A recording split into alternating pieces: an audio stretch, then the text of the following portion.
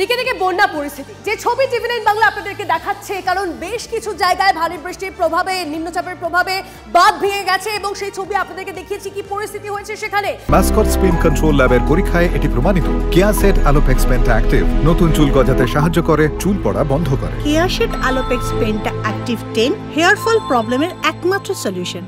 ছবিগুলো আরো একবার আপনাদেরকে দেখাবো, বিভিন্ন জায়গার ছবি, ঘাটাল, পাঁশকুড়া, উদয়নারায়ণপুর, বাঁকুড়া, খানাকুল, আমতা। এই ছবি আমরা গত 2-3 দিন ধরে দেখিয়ে আসছি, যেখানে অবস্থা এতটাই শোচনীয়, সেখানে নৌকা ছাড়া যাতায়াতের আর ভরসা নেই। সেখানে যারা সাধারণ মানুষজন রয়েছেন তারা রাস্তার উপরে উঠে এসেছেন, কোনো রকমে সেখানে বসবাস করছেন।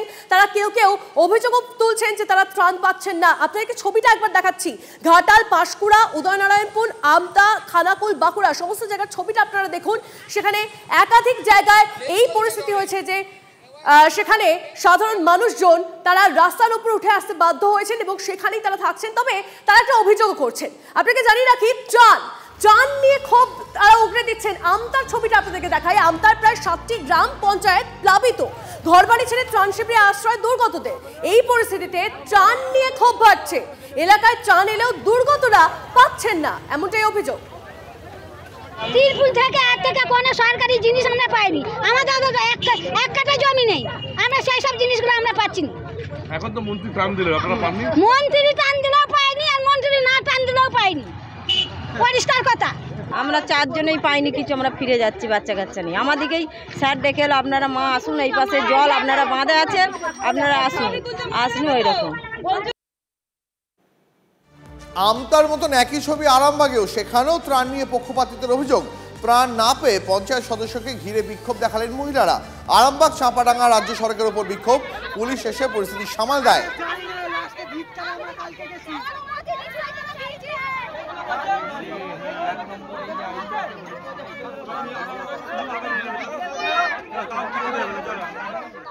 বাড়িতে বান থাকতে পাইনি, রান্না বাড়ার কোনো সিন নাই, কোথা খাবো বলো, কোথায় থাকবো দিয়ে। তারপরে এখন কি হলো? এখন মেম্বারকে সব বলা হচ্ছে, মেম্বার বলে তিরপল আছে, যাকে যার পছন্দ মতন তিরপল দিয়েছে, আর লোককে দেয়নি। এবার সেই নিয়ে ঝামেলা হচ্ছে, যাই জিনিস সবাই পাবে, যে থাকতে পারে তাকে তাকে বিশেষ করে তার দেখা দরকার।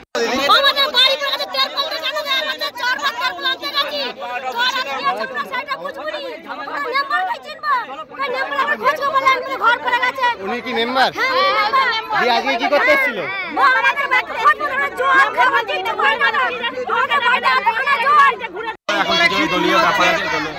কি বলা যাবে না? আপনি কি মেম্বার?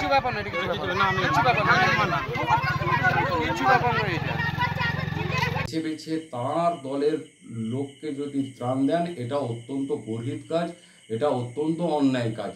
এই সময় বিপদের দিনে, এই সময় আমরা দেখি যে একই গাছের ডালে সাপ এবং মানুষ বসবাস করে, সেই জায়গায় দাঁড়িয়ে এইখানে কোনো মতেই শাসক দলের উচিত নয় পক্ষপাতিত্ব করা। এদিকে এবার যদি একটু পরশুরার দিকে নজর রাখি, সেখানে ত্রাণ নিয়ে ক্ষোভ। তারা বলছেন মুখ্যমন্ত্রী এসে কিছুই লাভ হয়নি, অভিযোগ করছেন দুর্গতরা। তাদের আরো অভিযোগ, যেসব মহিলারা ত্রাণ নিয়ে মুখ্যমন্ত্রীর সামনে ক্ষোভ প্রকাশ করেছিলেন তারাই শুধু ত্রাণের জিনিস পেয়েছেন, বাকি কেউই রাজ্য সরকারের কোনো ত্রাণ পাননি, এমনটাও অভিযোগ। আজ পরশুরা ব্লকের শ্রীরামপুর গ্রামের দুর্গতদের হাতে খাবার ত্রাণ তুলে দেন বিজেপি বিধায়ক বিমান ঘোষ। আগামীকাল পরশুরায় যাবেন রাজ্যের বিরোধী দলনেতা শুভেন্দু অধিকারী। বলছি মুখ্যমন্ত্রী এসেছিল মানাতে, যাদের বাড়ি তারা 7টা ঘর তাদের দিয়েছে, তাহলে আমাদের কি ডোবেনি? আমরা কি কোনো পাওয়ার যোগ্য নয়? তারাই পাওয়ার যোগ্য। তারা বলে দিচ্ছে আমরা 7টা ঘর আছি, তাদেরকেই দিতে হবে, তাহলে আমরা কি জলে কি ভাসবো? তারা খাবার দাবার তারা সবকিছু পাবে, আর আমরা কিছুই পাবো না, আমাদের বাচ্চা কাচ্চা নেই বাড়িতে। মুখ্যমন্ত্রী এসে আমাদের কোনো সাহায্যই করেনি, করেছে 7টা ঘরকেই শুধু সাহায্য করেছে, ছোট বাচ্চাদের কোনো সাহায্য করেনি। কালকে খাবার দিয়ে গেছে, প্যাকেট ভরে দিয়েছে, কারো হাতে ধরাইনি, প্যাকেটগুলো নিয়ে সব নিয়ে চলে গেছে, বাচ্চারা বিস্কুট পায়নি। এখনো পর্যন্ত কোনো জায়গা থেকে ত্রাণ পাননি, ওখানের লোক কোনো কিছুই পায়নি, ভিতরের দিকে লোকগুলো কোনো কিছুই পায়নি। তো মানুষের ক্ষতি হচ্ছে আর এই সরকার কিচ্ছু করেনি। আরে গার্ডওয়ালের দরকার, যেটার জন্য বারবার বন্যা আসছে, গার্ডওয়াল বারবার বলা হয়েছে, কোনো কিছু করে লাভ কিছু নেই। শুধু যে সাধারণ মানুষ তাই নয়, জল যন্ত্রণার হাত থেকে রেহাই পাচ্ছেন না হাসপাতালের রোগীরাও, কারণ গোটা হাসপাতালটাই যে জলের তলায়। আরামবাগের দক্ষিণ নারায়ণপুর ব্লক গ্রামীণ হাসপাতাল, ছবি দেখুন। হাসপাতালের পরিস্থিতি এমনই যে প্রায় আস্ত হাসপাতালটাই জলের তলায়। মাত্র 2 জন রোগী ভর্তি রয়েছেন এখানে। নাজেহাল অবস্থা স্বাস্থ্যকর্মীদেরও, পরিষেবা দেওয়ার মতন পরিস্থিতিই নেই বলছেন খোদ স্বাস্থ্যকর্মীরা। নারায়ণপুর হসপিটালের অবস্থা খুবই খারাপ, রুগীরা 2টো রুগী আছে, বাকি কিছু নেই। পেশেন্ট তো নেই একদম, ডাক্তার আছে যেমন দেখার দেখছে। হসপিটালের কি চত্বর কি বেশ সব জায়গায় কি জলে ডুবে গেছে? হসপিটালের পুরো চত্বরেই জলে ডুবে রয়েছে, 1 হাঁটু করে 1 কোমর করে জল। কি করে রুগী নিয়ে আসলেন? রুগী নিয়ে আসলে বললে এসেছি অনেক কষ্ট করে। পরিষেবা দেওয়ার তো কোনো জায়গাই নেই, কি পরিস্থিতি আছে? যাতায়াতের মতো কোনো পজিশনই নেই, তো পরিষেবা দেবে কোথা থেকে? পুরোটাই পরিষেবা ব্যাহত। জল যতক্ষণ না কমে ততক্ষণ কোনো রকম পরিষেবা পাওয়া যাবে না। রোগী জল পেরিয়ে বান পেরিয়ে নিয়ে আসা হলো, নিয়ে আসে ভর্তি করেছি। পরিষেবা সেরকম ভালো দেখতে পাচ্ছি না।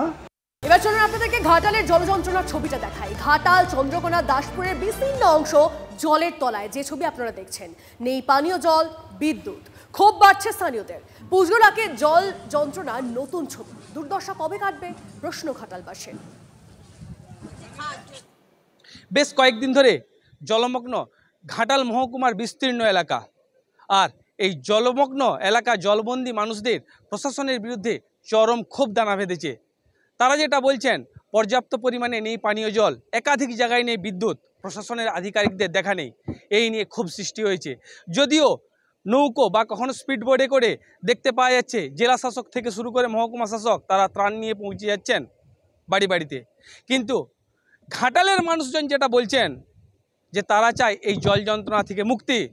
কারণ ভোট আসলেই তারা শুনেন প্রতিশ্রুতির কথা, ঘাটাল মাস্টার প্ল্যান। কারণ ঘাটাল মাস্টার প্ল্যান না রূপায়ণ হলে এই জল যন্ত্রণা থেকে মুক্তি পাবে না ঘাটালের মানুষজন।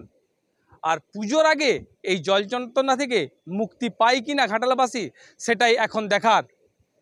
সকলেই চাইছেন যে পুজোর আগে ছন্দে ফিরুক ঘাটাল মহকুমার বিস্তীর্ণ জলবন্দী এলাকা। পশ্চিম মেদিনীপুরে ঘাটাল থেকে অসীম বেরা, TV9 বাংলা।